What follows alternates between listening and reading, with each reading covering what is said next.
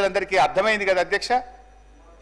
ఏమైంది 31,000 కోట్లు నిధులు సమీకరించుకున్నామని మీ ప్రసంగంలో చాలా గట్టిగా చెప్పారు కదా, ఏమైంది బట్టి గారు అని చెప్పి నేను అడుగుతా ఉన్నా. అదేవిధంగా పేజ్ నంబర్ 17 అధ్యక్ష, రైతు భరోసా పేరిట ఎకరానికి 15,000 చెల్లించాలి మా ప్రభుత్వ సంకల్పం అన్నారు. ఏమైంది మీ సంకల్పం? ఎక్కడ పోయింది మీ రైతు భరోసా? పథకం పేరు మార్చారు తప్ప 15,000 ఇవ్వలేదు. పోయిన బడ్జెట్ స్పీచ్ లో 15,000 ఇస్తామని చెప్పి స్పష్టంగా మీ ఉపన్యాసంలో చెప్పారు. వానకాలం ఎగబెట్టిండ్రు, యాసంగికి 12,000 అన్నారు. ఆ 12,000 కూడా సగం మందికి కూడా ఇవ్వని పరిస్థితి ఉన్నది అధ్యక్ష. అధ్యక్ష పేజ్ నంబర్ 27 అధ్యక్ష, పేజ్ నంబర్ 27లో బడ్జెట్ లో రైతులతో పాటు కౌలు రైతులకు గతంలో కన్నా భిన్నంగా రైతు భరోసా సాయాన్ని ఇవ్వడానికి మార్గదర్శకాలు చేసుకున్నాం. కౌలు రైతులకు రైతు బీమా కూడా ఇస్తాం. ఎంత గొప్పగా చెప్పింది అధ్యక్ష. అది విన్న కౌలు రైతుల గుండెలు ఉప్పొంగినాయి ఆ రోజు. కానీ ఇవాళ అదే కౌలు రైతుల గుండెలు ఔసిపోతున్నాయి అధ్యక్ష. ఎందుకు ఇప్పుడు ఏమంటున్నారంటే రైతులు కౌలు రైతులు మీరే ఇద్దరు చూసుకోవాలని చెప్పి వ్యవసాయ మంత్రి గారు సెలవిచ్చారు అధ్యక్ష. కౌలు రైతుల బీమా గురించి అయితే మొత్తానికే మర్చిపోయింది అధ్యక్ష. ఈసారి బట్టి గారి బడ్జెట్ లో కౌలు రైతుల ప్రస్తావనే లేకుండా పోయింది అధ్యక్ష. ఇకపోతే అధ్యక్ష పేజ్ నంబర్ 19లో బట్టి గారు ఫసల్ బీమా పథకంలో చేరాం, అమలు చేస్తాం, రైతులు పైసా ఖర్చు లేకుండా మొత్తం ప్రీమియం ప్రభుత్వమే చెల్లిస్తుంది అంటే మేము కూడా సంతోషపడి ఇక్కడ కూర్చొని బల్లలు కొట్టినాం అధ్యక్ష. సంతోషపడ్డాం అధ్యక్ష. బడ్జెట్ లో 1,300 కోట్ల రూపాయలు పెట్టామని చెప్పారు. మరి ఏమైంది? ₹1 విడుదల చేసింది లేదు, ఫసల్ బీమా అమలు చేసింది లేదు. రైతులు వడగళ్ల వాన వల్లనో అకాల వర్షాల వల్ల నష్టపోయిన రైతులకు కన్నీళ్లే మిగిల్చింది తప్ప ₹1 కూడా ఈ ప్రభుత్వం బీమా కింద చెల్లించలేదు అని చెప్పి నేను మనవి చేస్తా ఉన్నాను అధ్యక్ష. ఇక మహిళల గురించి బట్టి గారు 34వ పేజ్ చాలా గొప్పగా చెప్పారు. పేజ్ 34లో వచ్చే 5 సంవత్సరాల్లో ₹1,00,000 వడ్డీ లేని రుణాలు అందించాలని మా ప్రభుత్వం సంకల్పించింది.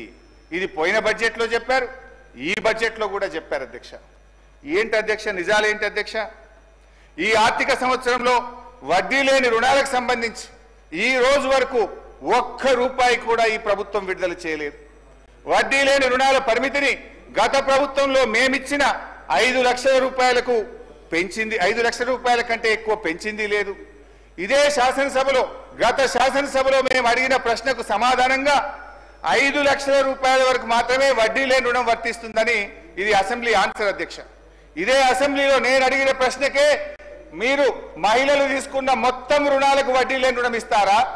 ఏ రకమైన పద్ధతుల్లో మీరు మహిళలకు వడ్డీ లేని రుణం అందిస్తారు అంటే ఆనాటి బీఆర్ఎస్ ప్రభుత్వం ఇచ్చిన జీవో 15కు అనుగుణంగా జీవో 27 12/3/2015లో బీఆర్ఎస్ ప్రభుత్వం ఇచ్చిన జీవో ప్రకారమే 5 లక్షల రూపాయల వరకు మాత్రమే వడ్డీ లేని రుణం వర్తిస్తుందో అని ఇదే అసెంబ్లీలో చెప్పారు.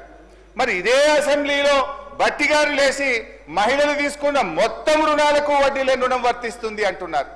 అంటే మహిళా మంత్రి సీతక్క గారు చెప్పింది నిజమా? ఆర్థిక మంత్రి బట్టి గారు చెప్పింది నిజమా? ఎంతకాలం మహిళలు ఈ రకంగా మోసం చేస్తారు? నేను బట్టి గారిని సూటిగా అడుగుతా ఉన్నాను అధ్యక్ష. మహిళ అందించామని చెప్పి బడ్జెట్ ప్రసంగంలో పోయినసారి చెప్పారు, ఈసారి కూడా చెప్పారు అధ్యక్ష. నేను బట్టి గారిని అడుగుతా ఉన్నా, ఈ రాష్ట్రంలో ఏ ఒక్క గ్రామంలోనైనా ఏ ఒక్క మహిళా సంఘానికైనా ₹75 కుట్టుకూలి అందించుంటే ఆ మహిళా సంఘం పేరు చెప్పండి, ఆ గ్రామం పేరు చెప్పండి, లేదా క్షమాపణ చెప్పండి అని చెప్పి నేను కోరుతా ఉన్నాను అధ్యక్ష. ఇకపోతే ఇందిరమ్మ ఇండ్లు బడ్జెట్ బుక్ లో పోయినసారి పేజ్ నంబర్ 27లో ప్రతి నియోజకవర్గానికి 3,500 ఇండ్ల చొప్పున 6.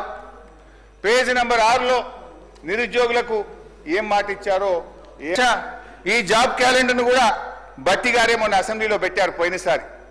జాబ్ అంటే బ్రతుకు తెరువు, బడ్జెట్ అంటే బాధలు తీర్చాలి. కానీ వీళ్ళ బడ్జెట్ అధ్యక్ష చెప్పిన దాంట్లో ఒక్కటి కూడా అమలు చేయకుండా అంకెల గారెడితో ప్రజల్ని మాయ చేసేటువంటి ప్రయత్నం చేశారు అధ్యక్ష. అంకెలు చూస్తే ఆర్భాటం, పనులు చూస్తే డొల్లతనం. ఇది గత బడ్జెట్ కథ. ఇది గత బడ్జెట్ కథ. ఇక వర్ధమానానికి ఈ సంవత్సరం బడ్జెట్లోకి వద్దాం అధ్యక్ష. ఇక ఈ సంవత్సరం బడ్జెట్లోకి వద్దాం అధ్యక్ష. ఈ బడ్జెట్లో భట్టి గారు పేరా నంబర్ 62, భట్టి గారు పేరా నంబర్ 62లో ఒక మాట చెప్పారు అధ్యక్ష. నది దాటేదాకా ఓడమల్లయ్య, దాటిన తర్వాత బోడమల్లయ్య అని పేరా 62లో భట్టి గారు చెప్పారు అధ్యక్ష. ఇది కాంగ్రెస్ పార్టీకి బాగా సూట్ అవుతుంది. నిజమే చెప్పారు అధ్యక్ష, నిజమే చెప్పారు అధ్యక్ష. ఓడ దాటేదాకా ఓడమల్లప్ప, ఓడ దాటినాక బోడమల్లప్ప. ఎందుకంటే అధ్యక్ష, ఎన్నికల ముందు వాగ్దానాల జాతర చేశారు. ఎన్నికలు కాగానే ఎన్నికల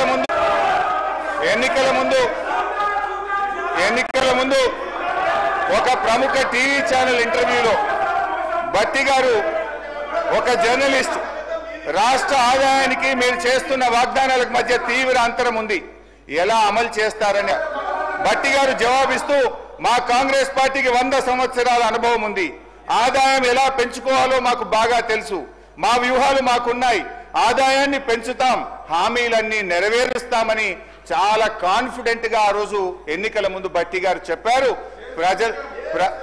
ఎన్నికల ముందు చెప్పారు, ప్రజల్ని నమ్మించే ప్రయత్నం చేశారు అధ్యక్ష. అయితే ఈ 15 నెలల ఆచరణలో ఏం జరిగిందో, ఏం ఒరిగిందో మనతో పాటు రాష్ట్ర ప్రజలందరికీ తెలుసు. వాస్తవిక బడ్జెట్ అంటూ డాంబికంగా ప్రవేశపెట్టిన గత బడ్జెట్ ఏమైందో చూశాం. ఇప్పుడు మళ్ళీ 3,04,965 కోట్ల రూపాయల బడ్జెట్ అని మరో గాలిమేడ కట్టారు అధ్యక్ష. ఇది మోస్ట్ డిజాస్ట్రస్ రూలింగ్, ఇది most disappointment budget. Congress disastrous పరిపాలన వల్ల రాష్ట్ర ఆదాయం మీద నెగటివ్ ఎఫెక్ట్ చూపిస్తుంది. వైఫల్యాన్ని కప్పుపుచ్చుకోవడానికి ఆర్థిక మాంద్యం వచ్చిందని, ప్రపంచమే స్లో డౌన్ అయిందని ప్రవచనాలు ప్రారంభించారు. ఏ రాష్ట్రానికి లేని ఆర్థిక మాంద్యం తెలంగాణకే వచ్చిందా? మీ నెగటివ్ పాలసీల వల్ల, మీ రివెంజ్ పాలిటిక్స్ వల్ల ఈ రోజు రాష్ట్ర ఆదాయం తగ్గుతా ఉన్నది. రేవంత్ గారి పాదం స్పీకర్ సార్, మీ ధన్యవాదాలు సార్. హరీష్ రావు గారు కూడా రిక్వెస్ట్ చేస్తున్నారు. ఒకటే సార్,